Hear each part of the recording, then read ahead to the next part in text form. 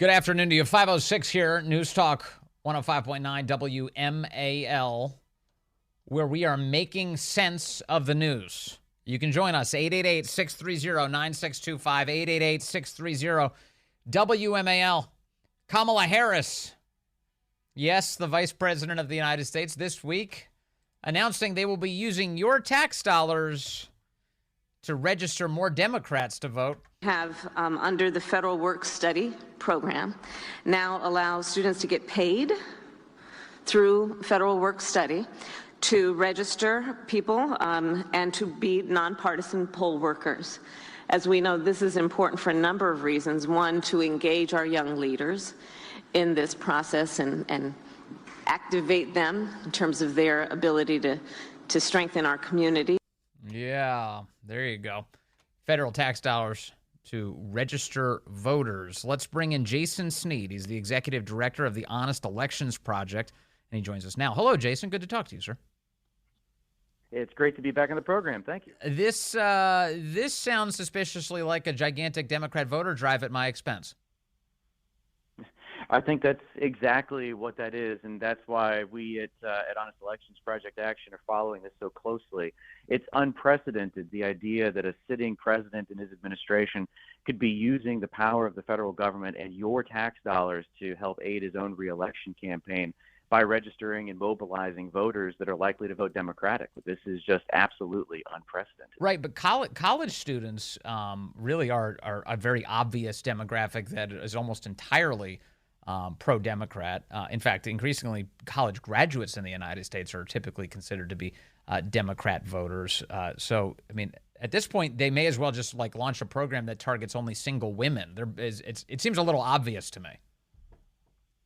Well, I think that we might end up seeing something like that in the near future. I mean, we have to remember that a few years ago, the president signed an executive order that essentially turned the entire federal government into a voter registration and get out the vote operation. And he ordered every agency to put together plans that would use their staff, their resources, and your tax dollars to concentrate on mobilizing voters. And we've already seen some of this begin to develop and get pushed out, although they have so far failed to disclose any major details to Congress or any of the organizations that are trying to FOIA them.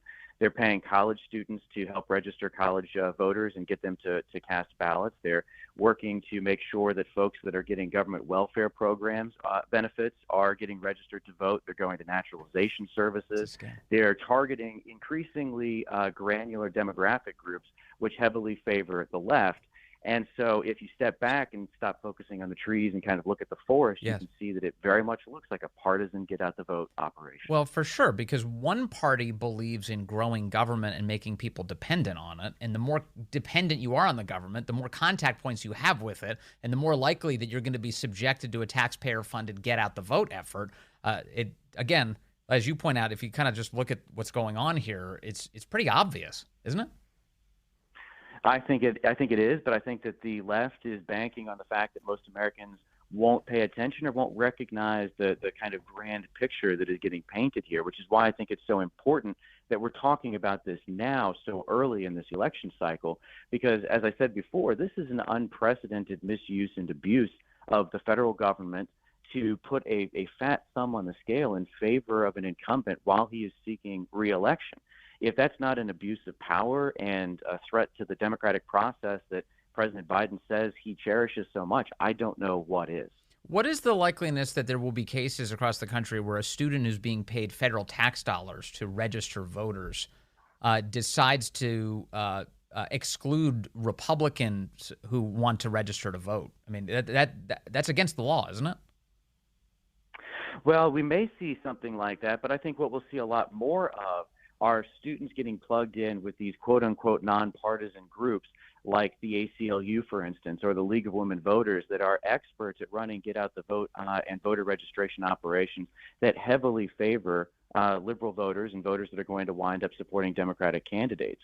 In fact, the executive order says that the government itself should be working and coordinating with these groups, and as FOIA and other records are getting released, we see that that's exactly what's happening. And when the Department of Education announced this new program, they sent out a toolkit that explicitly says that colleges and universities should be looking for ways to integrate with these nonprofit groups. And now, of course, the federal government is subsidizing what would otherwise be volunteers that would have to spend their precious time free of payment to help support these left-wing causes. So that's what we're going to be seeing going forward. So again, we're talking to Jason Snead with the Honest Elections Project. You pointed out that it was Joe Biden in an executive order who ordered the agencies all to work on get out the vote efforts across the country. And they're refusing to release information about this. Can you tell us what's the status of transparency on this issue? I would say that the status of transparency on this is that there is none. They have largely stonewalled FOIA requests. They have refused to provide records of what they're doing to Congress, despite repeated inquiries and requests for information as part of Congress's important oversight function. The administration has been remarkably close-lipped about a program which has the ability, potentially, to put a thumb on the scale to advantage the Democrats through the power of the federal government. So this is something which I think that we need to be learning a lot more about, and I certainly think that something along the lines of congressional hearings or even pushback from our state leaders would be well in line with what we're seeing with this program. I know you did mention a moment ago that you think that it's good that we're focused on it now well ahead of the election, but technically also I do feel like we're getting really close. And I wonder, this is that executive order you mentioned was from 2021, correct? Yes, that's right. So they've had about 3 years now to begin putting the plans together. And, of course, now we're all finding out in real time what it is that they've been working on. Right. And so my question is, have any members of Congress, to your knowledge, really dug in on this or tried to spend any meaningful time getting to the bottom of what the federal government's using with our money? It appears to be a Democrat vote drive. Well, there are certainly a number of members of Congress in the House that have been trying to get access to these records, and members in both bodies that have been raising the alarm for some time about this program. But so far, any attempt to, for instance, defund the executive order has been defeated by Democrats in Congress, and the administration has refused to turn over records that could help us understand who they're talking to and what the program is.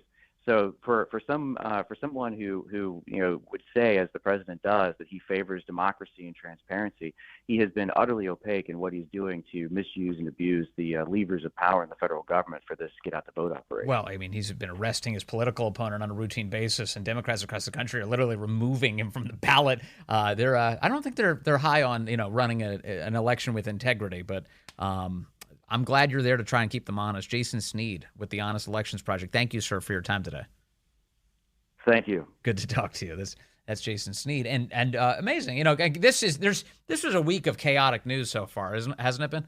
It's just been one of those weeks so jam-packed full of things, and this one was almost a sleeper, almost slipped right past us. That Kamala Harris is like, yeah, no problem. We're using federal tax money to register Democrats to vote. Have, under the Federal Work Study program, now allows students to get paid through Federal Work Study to register people and to be nonpartisan poll workers. As we know, this is important for a number of reasons. One, to engage our young leaders in this process and activate them in terms of their ability to. Have you ever been like a college student activist for a cause, like college Republicans, right? Like they go around campus, they try and get people to register to vote. They never got paid. You never got money to go register. You go to like an event where you think there's going to be a bunch of Republican kids. You're like, hey, you registered to vote, register. You should register, right? Nobody gets paid. It's just volunteer. It's just people out there, just carrying stacks of papers trying to get enough Republican voters to support candidates. Democrats, they got a whole operation. They get the colleges, they pay these kids to run around, and they're doing it in open, like out in the open, like right in the daylight, because at this point they're like, who cares? Who cares? We'll just dress it up with the language of virtue and say that it's something good. This is great. And anybody who questions us, we'll just say they're anti-democracy. No, actually, I would just like our system not to be corrupted. I'd like our constitutional republic to be, fine, healthy, not whatever you're creating. Let's check on the phones here. I've got Kevin, who is in Manassas, and he's been waiting very patiently. Kevin, good afternoon. You are on the Vince Coglianese Show. Hello, sir. Hey, Vince, I'm at that point again. My doctor tells me don't listen to talk radio because it's bad for my blood pressure. Well, wait a second. Have you told your doctor about this show? You tell him, look, Vince lays it on. He'll tell a lot of stressful stuff, but he'll cool you down a little bit, bring your blood pressure down. No, I do. I tell him. I say, look, I listen to it, and I get a lot of good information. So, it's a matter. A lot of this stuff is a matter of life or death when it comes to our country. Yeah. And like I told Corey, I said, I'm just getting sick and tired of the liars and the people who get away with it. I heard the Democrats come out of the Hunter Biden testimony and say there's no direct evidence that Joe Biden ever did anything for his son. But yet Joe Biden, the idiot himself, is on tape saying he got a prosecutor fired. The president, I've heard the tapes on other shows, and probably your show has played it too, where the president said, this guy's done nothing wrong, but Biden said he's not going to give him the $1 billion in aid. Yeah. He doesn't fire the guy who is corrupt, who his son works for. So that being said, then you hear all this nonsense of like Karine Jean-Pierre saying today that, the Republicans are standing in the way of a border bill that's going to solve the problem. Well, where was the reporter? Well, ma'am, for 3 years, you've lied to the American people and told us there's no border crisis. So you can't have it both ways. President Trump, to his credit, he's a great leader, and he's a much better man than I, because, his success is going to be the success of our country, and that's going to be the revenge. But you know what, Vince? I'm at the point. I want these tech companies, CEOs who have suppressed our ability to talk. I want these media people like Rachel Maddow and all these liars who carry the water and knowingly lie for the Democrat Party. I want them all arrested and thrown in prison when Trump wins. You have a reporter on your show that's being prosecuted along with many of our fellow Americans for January 6th. You've got BLM riots that have burned down cities under lies of these lies that were perpetrated by the media, that the police are hunting black men, which if anyone had a brain and looked up the statistics, they would see that far more white people unarmed have been killed by the police every year. Yes, there's a problem there. Let's figure it out, but let's not make it a racial issue. Correct. I'm sick and tired of this divisiveness that the Democrat Party, let me tell you something right now. If you're a Democrat and you vote for Joe Biden, you have no brains or you're corrupt, because the only thing Joe Biden can do that he's good at is blaming everybody else for stuff that he's created. That's the only thing the Democrats are good at. At least Donald Trump offers solutions. That you have a president right now who they scream and yell about Donald Trump and breaking the law, but he is sticking his middle finger up at working people like me and you, Vince, and the rest of your audience, and telling us that we have to pay the college student loans of people who make a lot more money than I do. Now, and I'm saying this is a father with a son that is currently in college right now. Yeah. And I told my son, no one's paying your loan but you. That's your responsibility. I'm so sick and tired of this.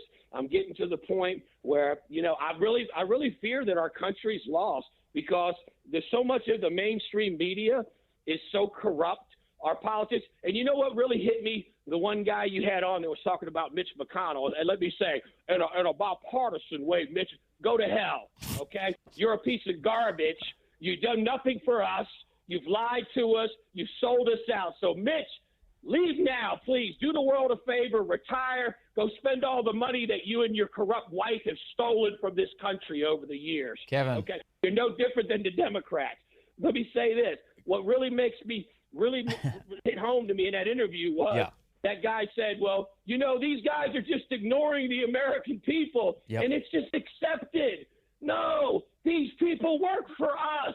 Democrat, Republican, Independent, wake up. They are stealing our birthright. They're giving it away to people who don't belong in this country. They're killing our country. They're killing us financially, economically, politically. It has to stop. I'm sorry for rambling. I love your show, Vince. You're a great guy. Kevin, so are you. Thank you. Kevin had a lot on his chest, and he got it all out today. Well, he got a bunch of it out. Probably not all of it. Thank you for that call. Coming up, we've got some details for you on what's going on in Georgia, in Fulton County, Georgia. We've been following, we're really just really focused on this because it's what an amazing saga. First of all, the melodrama is just awesome, but here you have Democrats, their election meddling scheme down in Fulton County, Georgia seems to be falling apart. Fani Willis, or is it Fani? They keep saying it's Fani Willis. Stop policing my pronunciations. I like Fani much better. Fani is a more hilarious name. So Fani Willis down in Georgia, the Fulton County District Attorney, she's prosecuting Trump, and she wants to, obviously hurt him. She has Biden people working in her office. Breitbart's been doing excellent reporting on this, on how the White House is fully connected to all of this. And the problem for her is that she's totally corrupt, and brazenly so. It appears she hired her lover to work there. She paid him more than any of the other attorneys who were actually experts. He has never prosecuted a felony in his entire career, and he's being brought into this case to prosecute the most high-profile felony he's ever going to get close to, going after Donald Trump, the former president of the United States. She pays him a ton of money. He turns around, spends all that cash on fancy trips for her all over the planet. And then in court, all of the witnesses are clamming up about what they know. I can't recall. Well, guess what?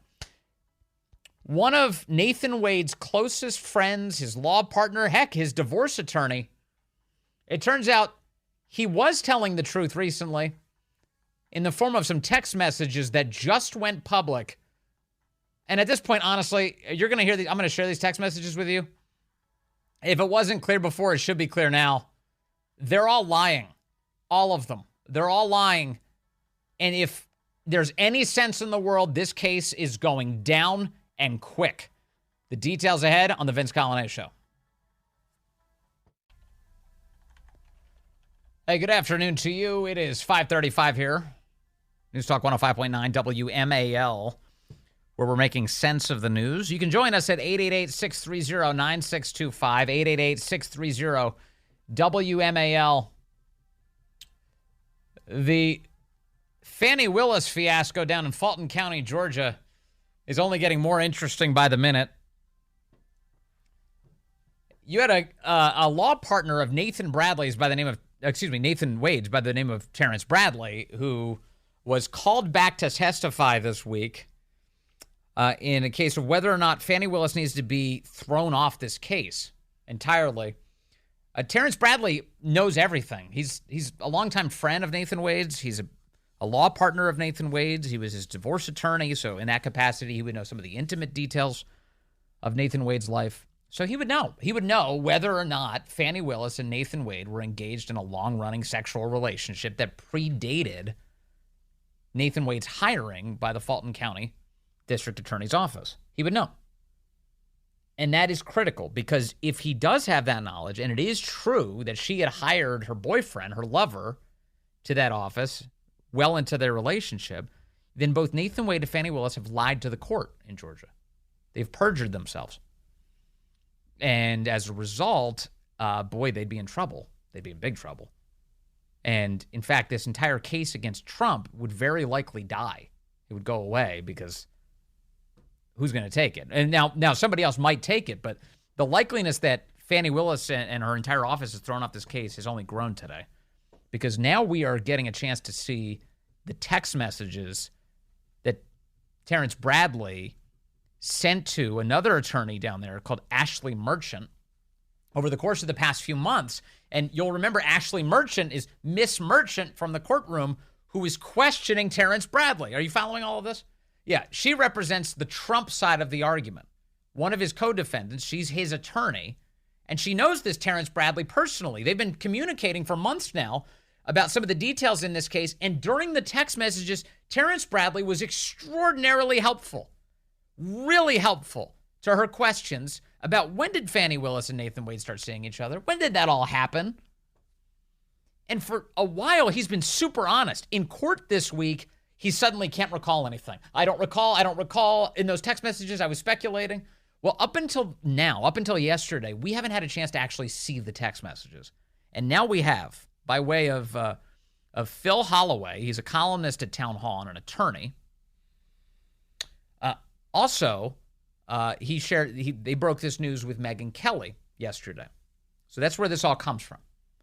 The Atlanta Journal-Constitution is now all over this too, although they didn't credit Phil and Megyn for having broke it, as they should. That's the way it's supposed to happen. So in the text messages, you can see Ashley Merchant is texting with Terrence Bradley and just talking about how the case is a big problem. It's being stalled, how it looks like they're in this relationship. And she's trying to get an affidavit from somebody. She wants testimony under oath from somebody who can give her details about the affair so that she can present it to the court.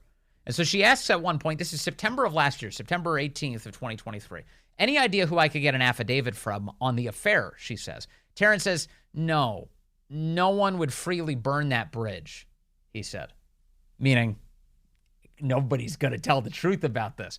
No one would freely burn that bridge. Ashley responds, okay, if Chris was asked under oath, would he know? Now, she's referring to another law partner who works with Nathan Wade named Chris. He said, no. Ashley responds, wow, I figured he would. I didn't expect them to be so careful. Then Terrence goes, well, he knows, but he won't admit it. He knows, but he won't admit it, okay? So that's where this is going. And now we fast forward to January of 2024, more text messages. And they're talking about the trips that Nathan Wade and Fani Willis have been taking. Ashley says, well, last trip was this summer, meaning the summer of 2023, May or June. Terrence goes, well, no, I don't know. I was gone by then. Doesn't surprise me. They took many trips to Florida, Texas. Ashley responds, in Napa? Terrence goes, yes, California. She goes, yep. And then he says, when she moved her daughter there. Ashley responds, I can't believe they were so carefree. I'm trying to anticipate her response when I blow this up. Terrence adds some details. He says her daughter flunked out of FAMU and moved to Cal. Their texts continue. They had a full-on relationship. Insane, says Ashley in January. Just insane. Why she would hire him is insane, she says. Terrence follows up, yes. Ashley says, just date. Don't hire him, she says. And then she asks a question. She says, do you think it started before she hired him? Meaning the relationship. Terrence Bradley, absolutely, he says. Just to be super clear, there's no qualification. He says, absolutely, she started dating him, that would be Nathan Wade, before she hired him. Quote, it started when she left the DA's office and was a judge in South Fulton, says Terrence Bradley. They met at the municipal court conference. Ashley responds, well, that's what I figured when he was married. And then she asks, is this accurate? Upon information and belief, Willis and Wade met while both were serving as magistrate judges and began a romantic relationship at that time. Terrence says, no, the municipal court, meaning he knows the details. It's not even, he's delineating. It wasn't when they were magistrate judges. It was in the municipal court that they started dating. Thank you, Ashley says. Terrence responds, but you can't put where they met. Not many people know that, he says. So here he is trying to cover his tracks. I might be one of only, he writes, I might be one of only, not even Chris Campbell, he says. I might be one of only, not even Chris Campbell. Okay. I'm almost done with my motion, Ashley responds. I'm not filing until Monday. Go home and get some sleep. I can send you a draft. Can't wait to hear about your trip. Terrence responds, okay, happy hunting, LOL. So the two they're obviously friends. I mean, this is, you'd have to imagine, by the way, in Fulton County, Georgia, that a lot of the attorneys probably do know each other and they are friends. And at one point, actually, Ashley Merchant, you heard her say in the court, she's like, you and I have known each other. We've been friends for a long time, that kind of thing. In fact, I think she said something to the effect that I wore your T-shirts when I was supporting whatever you were running for or your cause. And the judge said, okay, will you please move on, Miss Merchant? Nobody cares about this. So they moved on. But here's Terrence Bradley saying, happy hunting, LOL. So let me just pause to make a point of emphasis here that throughout all of these text messages, Terrence Bradley is feeding her information about the relationship between Fani Willis and Nathan Wade. Feeding it to her because he's trying to help expose this. This is as late as January of this year that Terrence Bradley was super helpful in exposing all of this, which only leads to the following question. Who got to him? Why is he shifting up so much now in court? There was a question at one point, has he been threatened? And he claimed on the stand, no, I haven't been threatened. Are you sure about that?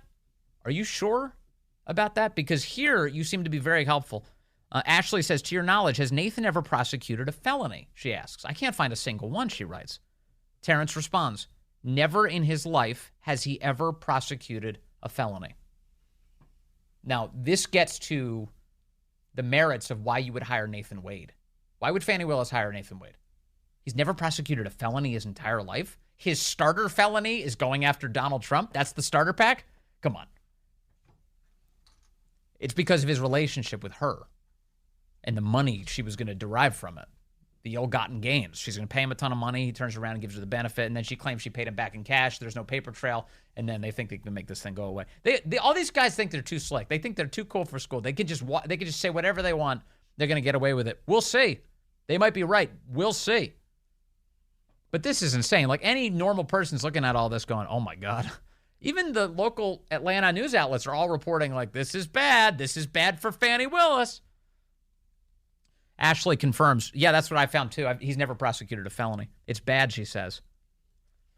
Terrence asks her to send him a rough draft of the filing that she's about to submit. And then he adds a note. She sends the draft. He adds a note. She said, add me to footnote 15 and how much I made. Ashley confirms, I took you out. I can add that back. Good point. He goes, yes, add it back. She responds, anything else? Anything that isn't accurate? Terrence says, looks good. Looks good, he says. How do you think they will respond? Ashley asks. I'm trying to anticipate. Terrence responds, well, did you look at campaign contributions? He's asking about that. And then he goes, I can't remember what we gave her when she was running. He wants to include some details in the filing. Ashley asks again, how will they react to this? Attack me? Give the stupid no fear or favor speech? Terrence responds, no, they will deny it. They will deny it, says Terrence. She said, no way. He responds, they won't attack you. And Ashley says, oh my God, they will say those trips and cruises were for work, even though he didn't submit them for reimbursement? LOL. Yes, they're going to deny it, he says. So if you're the judge and you have access to all of these text messages and you just witnessed this dodgy testimony from Terrence Bradley, what do you do with that? What do you conclude about all of this? Again, unless he's under some sort of immense political pressure, unless there's something corrupted about the judge, the only thing you can conclude is everybody's lying to you in this case. They're all lying. Terrence continues. This is the January 6th of 2024, so just a couple weeks ago. Do you know when she was elected, he was on her executive team and was a part of all the interviews for people that she hired and fired, referring to Nathan Wade. He said they will still deny it. She responds, I did hear that, but didn't include it because I didn't have any proof. Was he just not paid for that? I'm not sure if anyone from that office would verify. I'm shocked she paid him so much. How did they think they wouldn't get caught? She asks. So careless. Why not just pay Nathan? Lord. Terrence responds, arrogance. Arrogance, he says. The texts continue. Did security ever accompany them on their out-of-town personal trips? Ashley Merchant asks. Terrence Bradley says, not out of town, but they would to our office or dinner. Ah, okay, thanks, says Ashley. I may subpoena the security detail, but wasn't sure if it would help much. Those guys know it all, she says. Terrence responds, yes, but they changed. You need to subpoena her original detail and current detail. You really want the guys when she was initially elected, he says. So here you have Terrence Bradley saying, look, I know for a fact that they were in a relationship. I'm trying to help you build this case without me being the person who does all of this.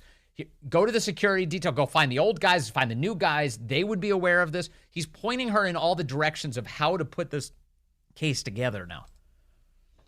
Other than the security detail, Ashley says, can you think of anybody else who can confirm their romantic relationship? Obviously leaving you and Chris, that is the other law partner, out of the mix. Maybe her kids, other coworkers? Terrence responds, yeah, her kids, her command staff, somebody called Dexter, her administrative assistant, and they keep talking about other people who would be useful. And then Ashley suggests a woman called Tia Green. And Terrence responds, yes, but she may lie. So everybody, so that's the other piece here. Terrence is detecting that everyone is going to be deceitful about it.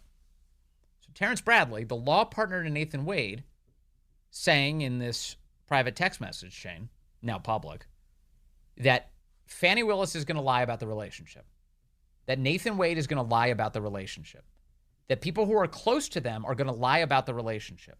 Possible witnesses are going to lie about the relationship. This guy knows it all. Knows it all. Law partner to Nathan Wade. And he says all of these people are going to deceive the court. Get ready. They're going to be committing perjury here. They're going to be lying before the court. And I don't know. Let me just look real quickly and see if there's anything else that is even worth your time here. But it is all basically over and over and over again. Yes, they're going to lie. Yes, they're going to lie. She says she's talking about all the evidence that they had. And she says, quote, even without evidence of sex, he paid for her plane tickets and her travel, she says, multiple exclamation points. Terrence Bradley says, subpoena them all, he said. So this is the same guy that you and I just heard this past week, nervously trying to figure out a way to defend Nathan Wade in front of the court. He's telling her behind the scenes, subpoena every last one of these people. Bring them in. Ashley says, I am nervous. This is huge. Terrence Bradley responds, you are huge. You will be fine. You are one of the best lawyers I know. Go be great, he said. Go be great. And man, this is great. Also, there was a portion of these text messages where after Fani Willis went to that black church in Georgia and she claimed that she was being attacked because she's a black woman and they're only attacking Nathan Wade because he's a black man and black women aren't allowed to make mistakes and on and on and on. All these things that she said. Terrence Bradley was offended by the whole thing. He said, quote, I hated her pandering to the black church, he said.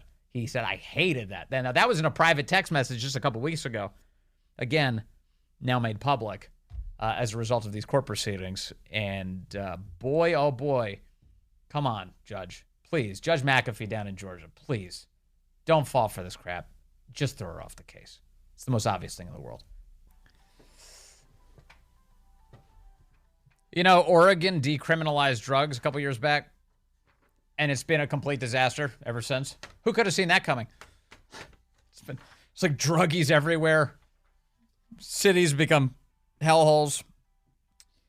Our friend John Sexton over at Hot Air reports that a bill to recriminalize drug use is now moving forward in Oregon. Yeah. What an experiment that they conducted on their own people. They're pushing forward right now with a new measure to recriminalize drug use. Meanwhile, on MSNBC this week, there's been so much craziness. I don't know how we missed this. Monday morning over on the Morning Joe show, Mika Brzezinski conducted an interview with two authors who hate white people. They really hate white people. So much they wrote a whole book about it. And MSNBC was promoting it. Take a listen. Joining us now, Professor of Political Science at the University of Maryland, Baltimore County, Tom Schaller, and journalist and opinion writer Paul Waldman. Their new book, out tomorrow, is entitled White Rural Rage, the Threat to American Democracy. And Tom, we'll start with you. Why are white rural voters a threat to democracy at this point? You would think, as we pointed out, looking at Joe Biden's background and Donald Trump's, that the opposite would be true. Oh, I mean, we lay out the fourfold interconnected threat that white rural voters pose to the country. First of all, and we show 30 polls and national studies to demonstrate this. So we provide the receipts in Chapter 6. Science. They're the most racist, xenophobic, anti-immigrant, and anti-gay geodemographic group in the country. Second, they're the most conspiracist group. QAnon support and subscribers, election denialism, COVID denialism and scientific skepticism, Obama birtherism. Third, anti-democratic sentiments. They don't believe in an independent press. You know, the birther thing was started by Hillary Clinton, people. Free speech. They're most likely to say the president should be able to act unilaterally without any checks from Congress or the courts or the bureaucracy. I believe that's the position of the current White House. They're also the most strongly white nationalist and white Christian nationalists. And fourth, they are most likely to... All of the racist identitarians I'm aware of all come from the left. Excuse or justify violence as an acceptable alternative to peaceful public discourse. Every survey, for real, every survey on that subject, is violence acceptable in this political environment? It's always the left that says yes and the right that says no. But they have studies, you see, science that shows that white people are the absolute worst. We wrote a whole book on it, and MSNBC is promoting it. What do they call that on the left? Platforming? MSNBC is platforming a very racist book this week to their dwindling audience. Again, if you're wondering why the left is going so crazy, check their news outlets out every so often. Hey, the great one, Mark Levin, up next here on WMAL.